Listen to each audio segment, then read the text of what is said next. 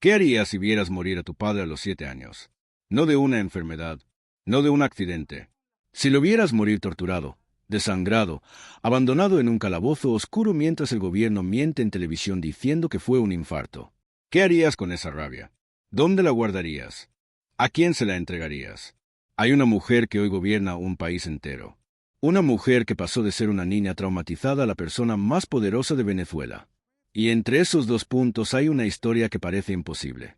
Hay amores rechazados, fortunas ocultas, maletas misteriosas en aeropuertos europeos a las 3 de la mañana, y una pregunta que nadie se atreve a hacer en voz alta.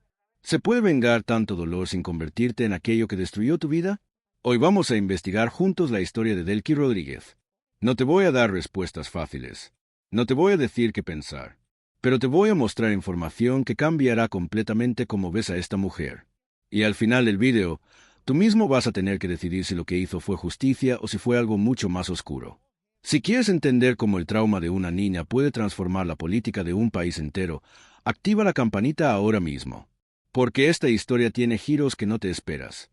25 de julio de 1976. Caracas, Venezuela. Una ciudad que todavía respiraba petróleo y promesas. Una ciudad donde la izquierda creía que podía cambiar el mundo. En una casa modesta de la capital, una niña de 7 años espera a su padre. Se llama Delcy Eloena Rodríguez Gómez. Tiene el pelo oscuro, los ojos grandes, la sonrisa de alguien que todavía no conoce el dolor verdadero. Su padre se llama Jorge Antonio Rodríguez. Tiene 34 años. Es líder del movimiento de izquierda revolucionaria. Un idealista, un guerrillero de los de verdad. Lo llaman el maestro porque enseña a otros a luchar por sus convicciones. Delcy no sabe que su padre lleva 2 días desaparecido. No sabe que lo detuvieron el 23 de julio en plena calle, frente al Liceo Miguel Antonio Caro. No sabe que hombres sin identificación lo subieron a un carro sin placas.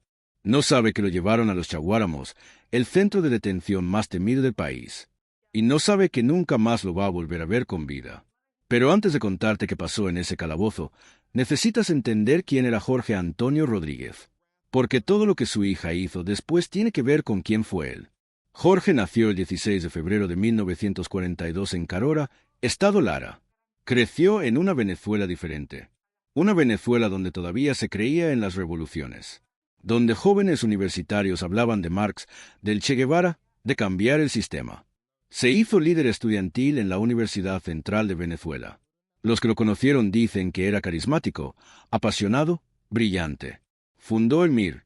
Después fundó la Liga Socialista. No era un político de discursos vacíos. Era un hombre dispuesto a arriesgar todo por sus ideales. Tenía una esposa, Delcy Gómez. 2 hijos, Jorge de 11 años y Delcy de 7. Una vida sencilla pero llena de propósito. Y entonces llegó el 27 de febrero de 1976. Ese día, un grupo de guerrilleros secuestró a William Frank Nious. Era un ejecutivo estadounidense, presidente de Owens, Illinois, en Venezuela. Una empresa que fabricaba botellas de vidrio. Para los grupos de izquierda de la época, Nious era un símbolo. El imperialismo yanqui en persona. Lo secuestraron en su propia casa en Caracas. Drogaron a su esposa. Maniataron a su familia. Se lo llevaron en la noche. Los secuestradores se identificaron como el Comando Revolucionario Argimiro Gabaldón. Eran miembros de una facción vinculada a la Liga Socialista. La Liga Socialista de Jorge Rodríguez. Pedían un rescate millonario. Distribución de alimentos para los pobres. Publicación de manifiestos en periódicos internacionales. El secuestro duraría 3 años y 4 meses. Es considerado uno de los más largos en la historia de Venezuela. Y cuando la DICIP, la Policía Secreta Venezolana, detuvo a Jorge Rodríguez 5 meses después, querían información. Querían saber dónde tenían escondido al gringo. Querían nombres, direcciones, planes, y para obtener esa información estaban dispuestos a hacer lo que fuera necesario. Si te está inquietando esta historia, déjame un like para saber que sigues aquí conmigo. Lo que pasó en ese calabozo durante 48 horas es algo que ningún ser humano debería hacerle a otro. Los registros de la autopsia documentaron cada detalle. 7 costillas fracturadas, el tórax hundido a golpes, quemaduras de cigarrillo en toda la piel, lesiones por descargas eléctricas en múltiples partes del cuerpo, el hígado reventado por los impactos, hemorragias internas masivas. Una diputada de la Asamblea Nacional, Lo describió años después en un homenaje oficial. Usó estas palabras exactas. Luego de bárbaras torturas que le reventaron sus huesos, costillas, hígado y corazón, fue dejado en un calabozo tirado para morir solo. Morir solo. 2 días, 2 noches, sin parar. Querían que hablara, que delatara, que entregara a los suyos. Pero Jorge Rodríguez no habló. No delató a nadie. No entregó ningún nombre. Se llevó los secretos a la tumba. Y cuando terminaron con él, cuando ya no podían sacarle nada más, lo tiraron en una celda. Sin agua, sin atención médica, sin nadie que lo escuchara gritar. Y lo dejaron desangrarse lentamente durante horas hasta que murió. El 25 de julio de 1976. Ahora imagina que eres esa niña de 7 años. Estás esperando a tu papá en la puerta de tu casa. ¿No llega? Pregúntale a tu mamá dónde está. Ella no responde. Tiene los ojos rojos. Está temblando. Pasan las horas. Llega la noche. Alguien enciende el televisor. Y ahí está, el ministro de Relaciones Interiores, Octavio Lepage, mirando a la cámara en horario estelar, cuando todo el país está viendo. Y dice estas palabras. El señor Jorge Rodríguez falleció de muerte natural a consecuencia de un infarto. Un infarto. 7 costillas rotas. Quemaduras de cigarrillo. Descargas eléctricas. El hígado destrozado. Hemorragias internas. Y el ministro lo llama infarto en televisión nacional. Frente a todo el país. Frente a la esposa que acababa de quedarse viuda. Frente a los hijos que acababan de quedarse huérfanos. Mintiendo. ¿Qué le hace eso a una niña de 7 años? ¿Qué queda después de algo así? Lo que quedó fue rabia. Una rabia que no cabía en ningún lugar del mundo. Pero aquí viene algo que cambia todo. Algo que explica cómo una niña traumatizada se convierte en la mujer más temida de un país. Porque no fue ella quien decidió vengarse. No fue una decisión que tomó sola. Fue su madre, Delqui Gómez. La viuda quedó destruida por esa muerte. Era una mujer joven. Tenía 2 hijos pequeños. Tenía una vida por delante. Pero todo eso murió con su esposo en ese calabozo. Un viejo amigo de la familia lo describió así años después. Delqui Gómez quedó marcada por ese crimen. Ella instigó en sus hijos la obligación de ser los mejores, conquistar el poder y vengar la muerte de su padre. Instigó. No los consoló después del funeral. No los dejó llorar y seguir adelante. No les permitió tener una infancia normal después de la tragedia. Los entrenó. Los programó. Los convirtió en armas. Cada mañana, antes de ir a la escuela, les recordaba quién era su padre. Un mártir. Un héroe. Un hombre que murió por sus ideales. Cada noche, antes de dormir, les recordaba quiénes eran sus enemigos. El gobierno, la policía, el sistema, los ricos, los poderosos, todos los que habían matado a su padre y habían mentido sobre su muerte. Y cada día, sin excepción, sin descanso, sin permitirles olvidar ni por un segundo, les recordaba cuál era su misión. Ser los mejores, estudiar más que nadie, trabajar más que nadie, llegar al poder y vengar. 23 años. Desde 1976 hasta 1999. 23 años de adoctrinamiento. 23 años de preparación. 23 años esperando el momento. Delqui no tuvo infancia después de los 7 años. Tuvo entrenamiento. No tuvo adolescencia. Tuvo preparación. No tuvo juventud. Tuvo espera. Los que la conocieron de esa época dicen que no sonreía casi nunca. Que siempre parecía estar pensando en otra cosa. Que había algo duro en sus ojos. Si esta historia te está impactando, compártela. Porque hay millones de personas que necesitan entender cómo funciona el trauma generacional. Delqui estudió en un colegio público de Caracas. Sacaba las mejores notas. Era seria, callada, intensa. Después entró a la Facultad de Derecho de la Universidad Central de Venezuela. La misma universidad donde su padre había sido líder estudiantil.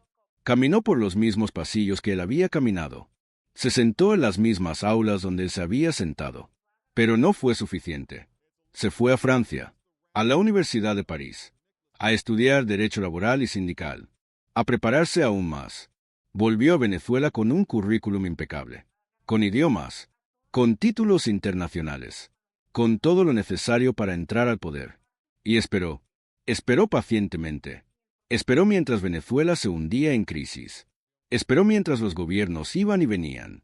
Esperó hasta que apareciera alguien que pudiera usar alguien que pudiera llevarla al poder, alguien que le permitiera cumplir la promesa que le había hecho a su madre. Ese alguien llegó en 1999. Se llamaba Hugo Chávez.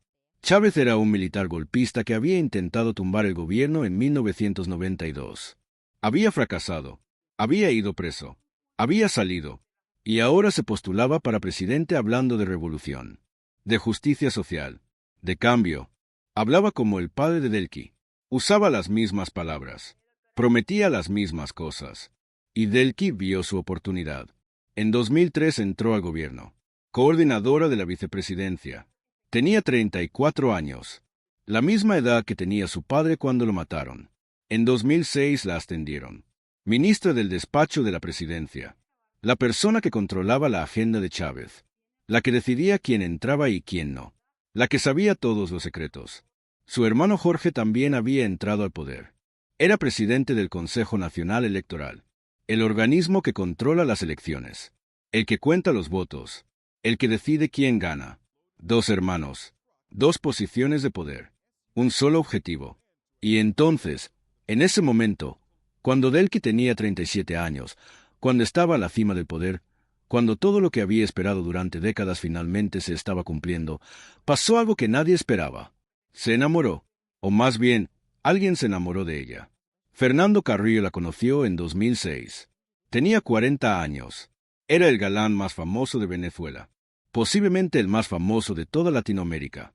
Era Luis Alfredo en Abigail, la telenovela que rompió todos los récords, la que veían tu mamá y tu abuela, la que ponía a millones de mujeres a suspirar frente al televisor. Era guapo, era famoso, era rico. Estaba acostumbrado a las mujeres más bellas del mundo. Había estado casado con Catherine Fuyop, una de las mujeres más hermosas de Venezuela. Rubia, espectacular, todo lo que un hombre supuestamente quiere. Y en 2006 conoció a Delqui Rodríguez. 37 años. Ministra. Seria. Callada. Vestía de negro. No sonreía en las fotos. No hablaba de cosas triviales. No coqueteaba. Todo lo opuesto a Catherine Fuyop. Todo lo opuesto a las mujeres con las que él había estado toda su vida. Y se enamoró de ella. ¿Puedes creerlo? El galán de toda Latinoamérica enamorándose de la mujer que nadie veía como una belleza convencional. Pero aquí viene lo más revelador.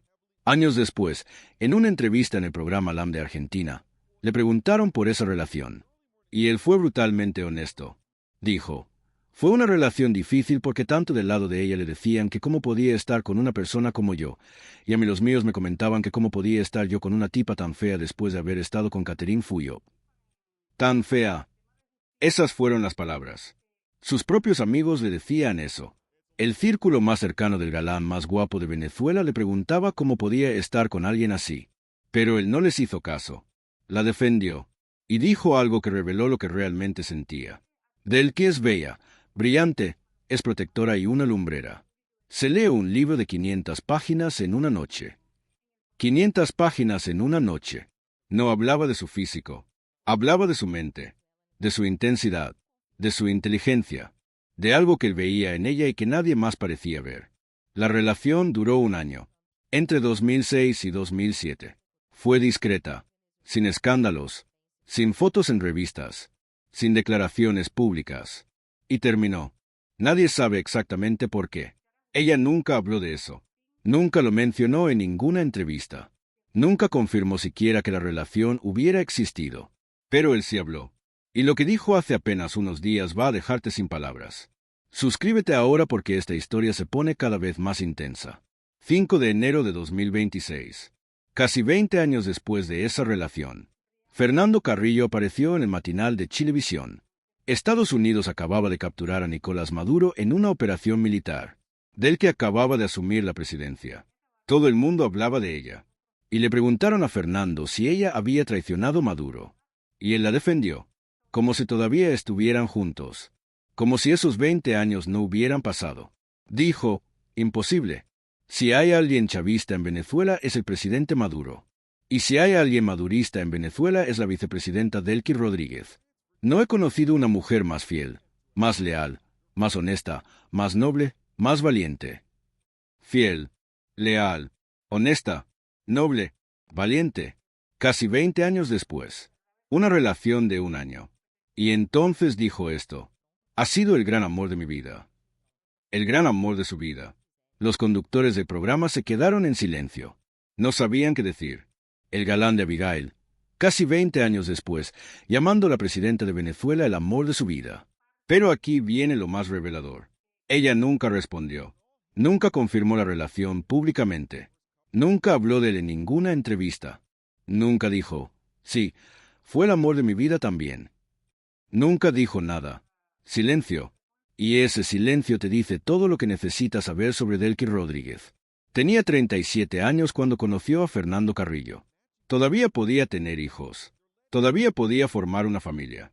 Todavía podía elegir otro camino. Y un hombre la amaba. Un hombre que la defendía públicamente. Un hombre que veía en ella algo que nadie más veía. Un hombre que casi 20 años después todavía la llama el amor de su vida. Y ella eligió la venganza. Eligió el poder. Eligió la promesa que le hizo a su madre cuando tenía 7 años. Una promesa que una niña traumatizada le hizo a una madre destruida. Una promesa que nunca debió existir. Una promesa que envenenó toda su vida. Fernando Carrillo siguió su vida. Se casó con María Gabriela Rodríguez. Tuvo 2 hijos, Ángel Gabriel y Milo. Delcy siguió subiendo. De ministra a canciller. De canciller a presidenta de la Asamblea Constituyente. De ahí a vicepresidenta. Siempre sola. Siempre hacia arriba. Siempre cumpliendo la promesa.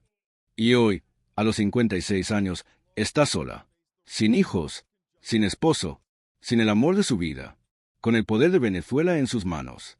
Y nada más. ¿Cuánto vale una promesa? ¿Vale más que el amor? ¿Vale más que la felicidad? ¿Vale más que una vida? Esa es la pregunta que quiero que te hagas mientras seguimos esta historia. Pero mientras Delcy subía, las consecuencias de sus decisiones empezaron a acumularse.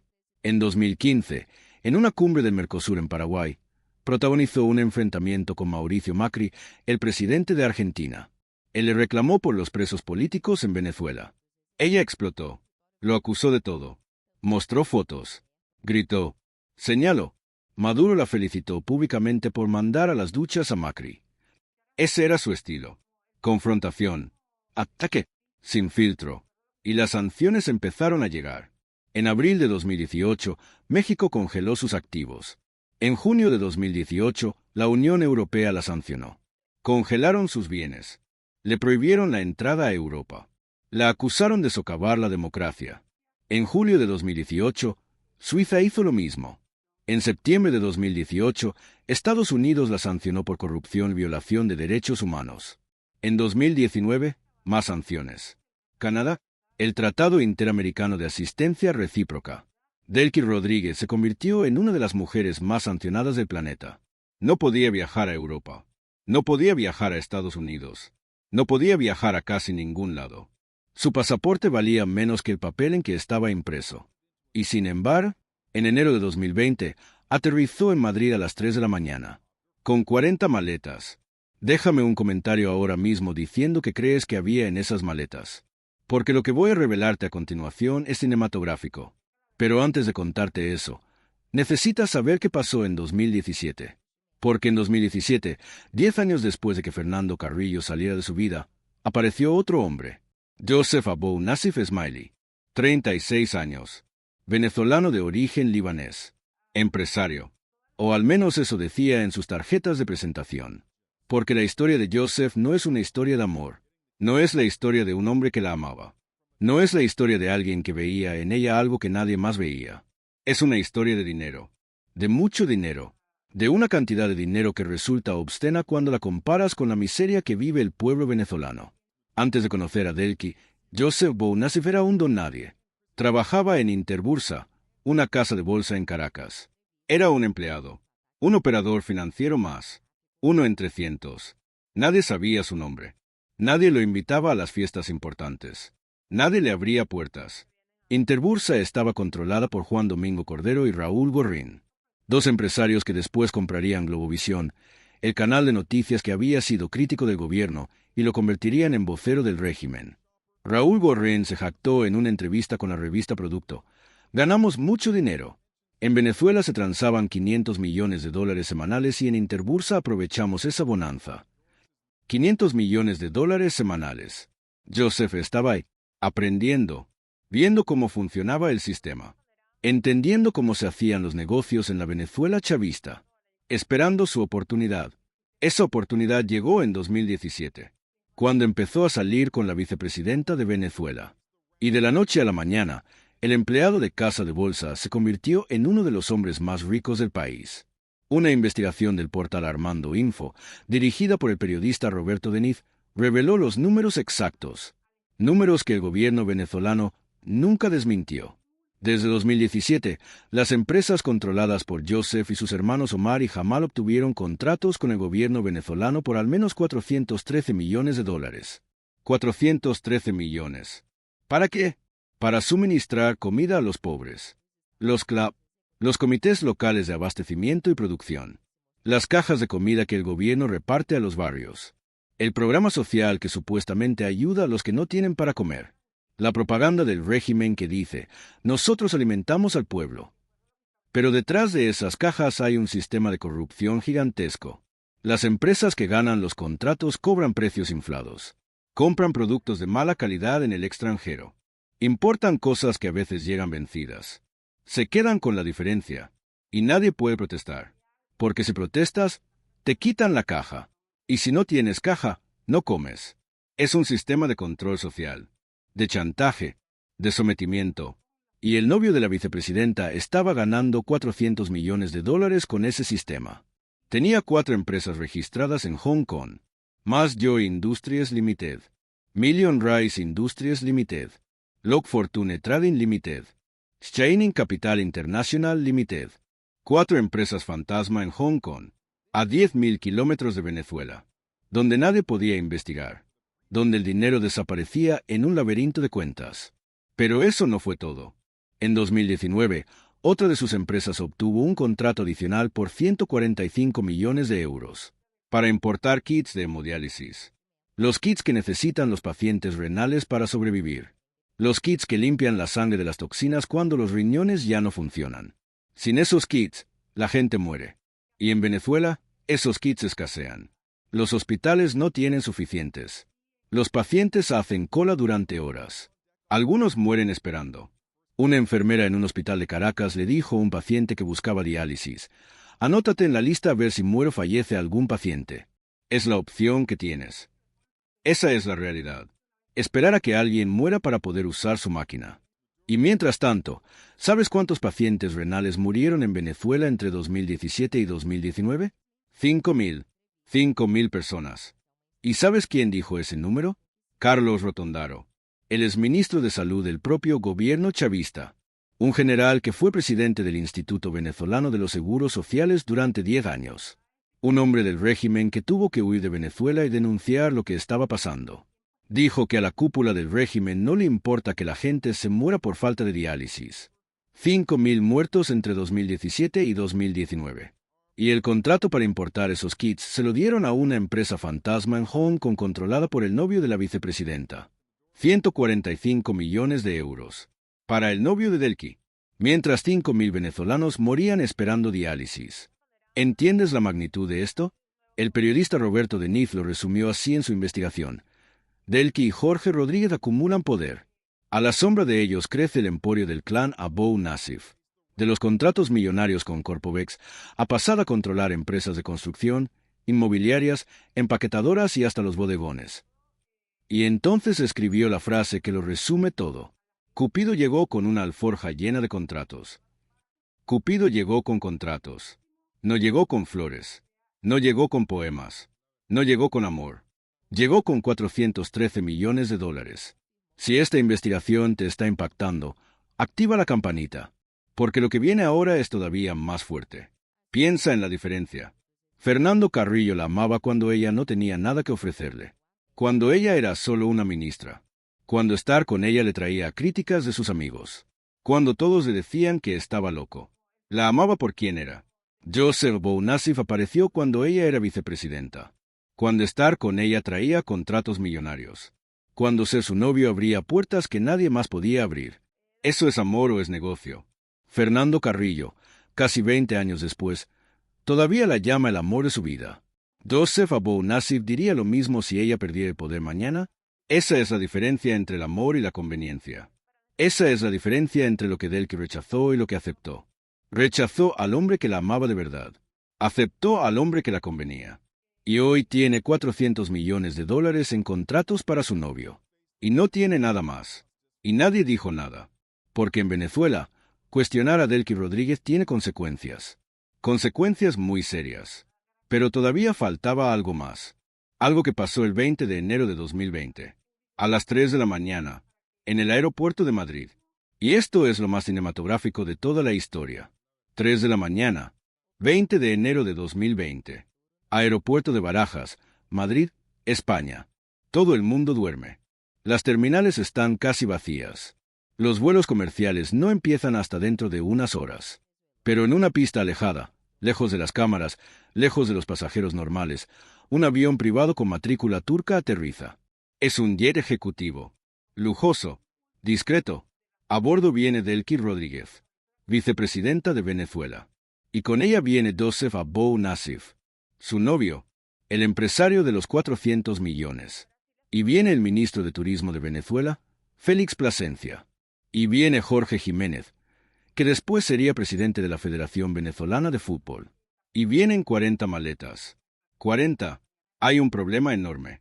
Delki Rodríguez tiene prohibido pisar territorio europeo. Desde 2018, la Unión Europea la sancionó.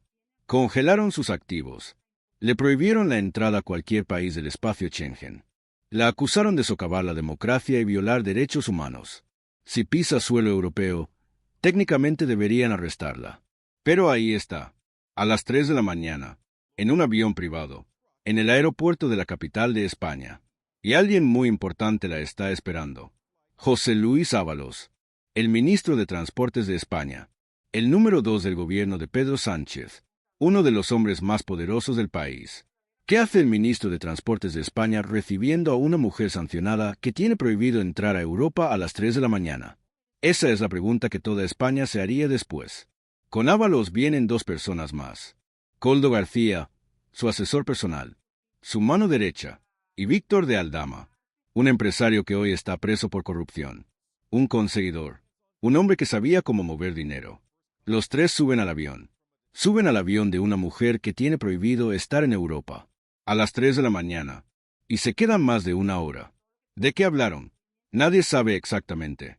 Después se reúnen en una sala VIP, y con ella vienen 40 maletas. 40. Nadie las revisa. Nadie pregunta qué contienen. Nadie las registra. Nadie las abre.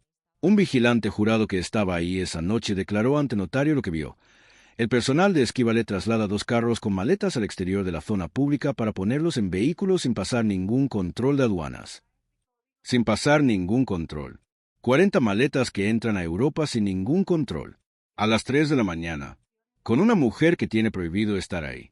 ¿Y qué había en esas maletas?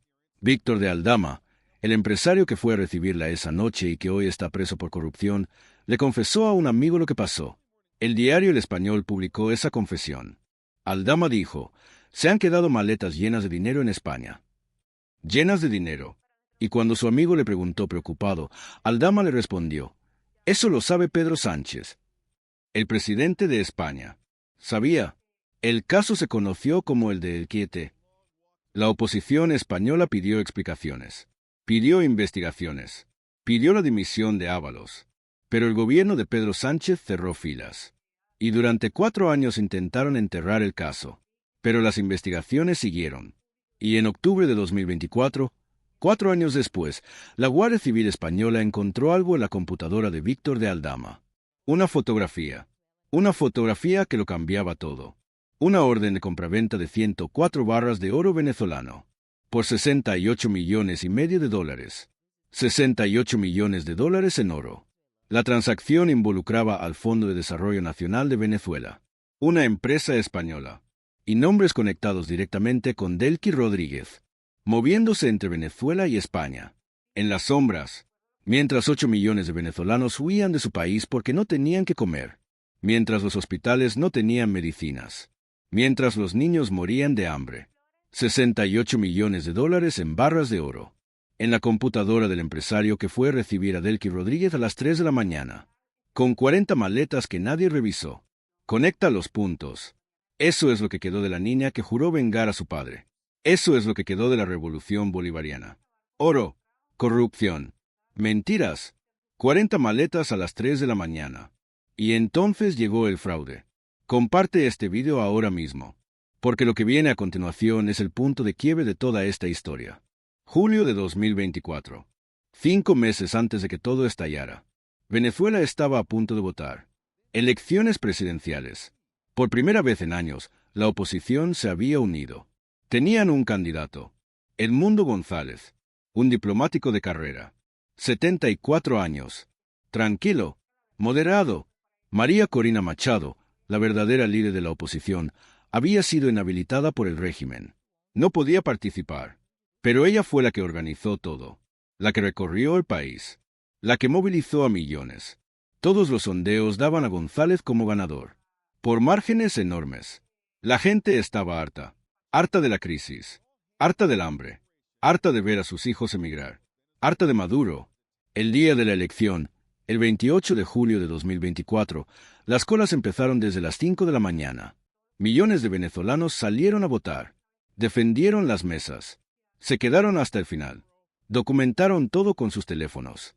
Y cuando empezaron a contar los votos, la tendencia era clara. González estaba ganando por una diferencia aplastante. En las mesas que la oposición logró documentar, González tenía más del 60% de los votos.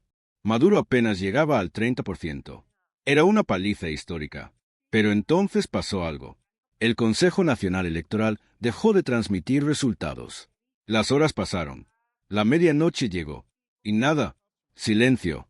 A la 1 de la mañana, finalmente, el presidente del CNE apareció en televisión y dijo que Maduro había ganado con el 51% de los votos, sin mostrar las actas, sin pruebas, sin nada que respaldara esos números. La oposición había documentado más del 80% de las actas electorales. Las publicaron, las pusieron en Internet para que todo el mundo las viera. Y en esas actas, Edmundo González ganaba con más del 67% de los votos. Más del 67%, contra el 30% de Maduro. Pero el gobierno no reconoció nada. Y Delcy Rodríguez salió a defender el fraude. En cadena nacional, con la cara más seria del mundo, llamó a los opositores extremistas. Los acusó de violencia. Los acusó de intentar desestabilizar al país. Los acusó de ser títeres del imperialismo. La misma mujer cuyo padre fue asesinado por un gobierno autoritario ahora defendía un fraude electoral. La misma mujer que hablaba de justicia pisoteaba la voluntad de millones de venezolanos.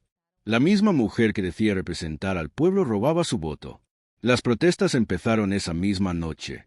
Y la represión fue brutal. Miles de personas fueron detenidas. Estudiantes, trabajadores, amas de casa, gente común que salió a defender su voto. Los metieron en cárceles. Los acusaron de terrorismo. Los desaparecieron. Hubo muertos. Hubo heridos. Hubo familias destrozadas. Y Delcy Rodríguez, desde el Palacio de Gobierno, defendió cada arresto, cada golpe, cada desaparición.